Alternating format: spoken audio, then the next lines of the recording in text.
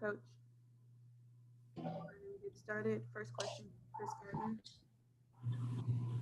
Coach, what happened in that second quarter? Well, they picked up the pressure on us, and we were passive against their pressure, turned it over like eight times. They had 12 points off our turnovers.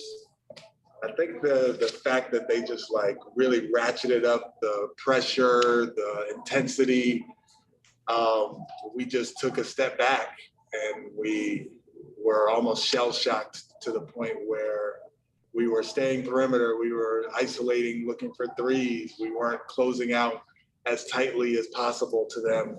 I think Reggie Jackson might have been 3 for 3 in that quarter from 3. And the turnovers mixed in with the poor shot selection, mixed in with the kind of lackadaisical defense that we played as a result was what happened in the second quarter.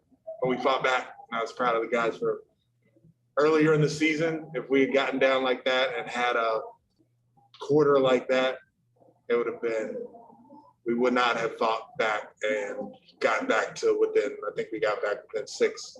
And I was proud of the guys for that. And what did you say at halftime after that second quarter? Well, I told them exactly what I told you, that when a team ratchets up the pressure, and I told them 2 things. The first part was everything that we did in the first quarter as far as our ball movement, our intention on both ends of the floor, our hard cuts and the things that were working for us, we didn't do in the second quarter, partly because of the intensity and the defensive fire that the Clippers played with. And we need to learn that when teams pick up the pressure like they did defensively, we can't become passive. We have to meet force with force. That was a message. Thank you. Yep. Jonathan Fagan. We ask a lot about sort of the experiences that Kevin is picking up.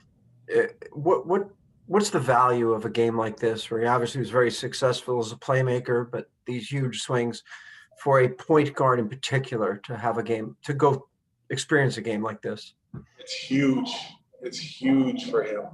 I mean, the reads that he had to make against their defense, the pressure that they put on him, the switching that they did, dealing with Kawhi and all that he brings to the game is on both ends of the floor.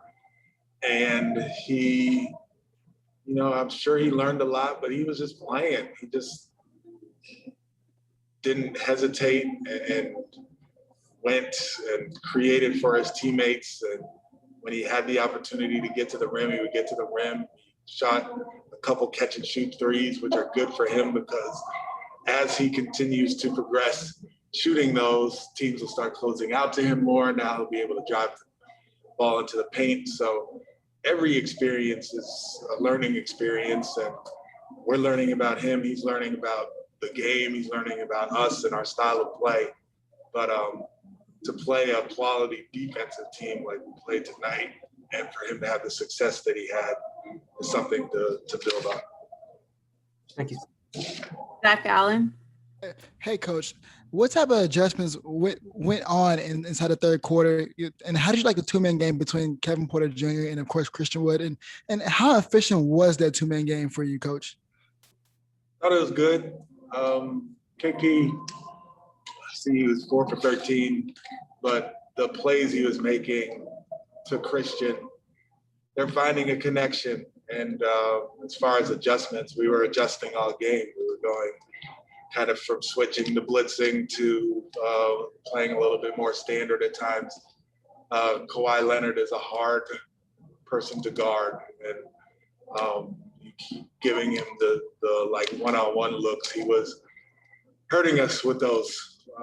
But as far as the connection between KP and Christian and the things I'm trying to do for them, getting them playing on one side of the floor where KP's turning the corner and Christian's either rolling or popping, gets KP into the teeth of the defense where he is big and he can make plays to the weak side, or if he draws Christian's defender with him, he can make the play back. And doing more things like that are things that we'll probably continue to do.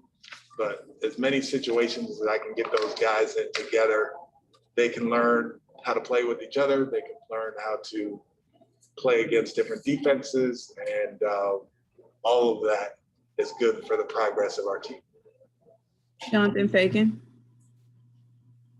Kind of similarly, you go from maybe the best three-point shooting team ever to the best three-point shooter ever tomorrow.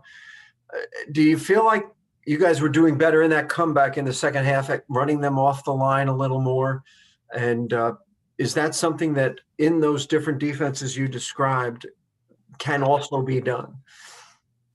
Yeah, I mean, in the switching, ideally you wouldn't be having to help as much.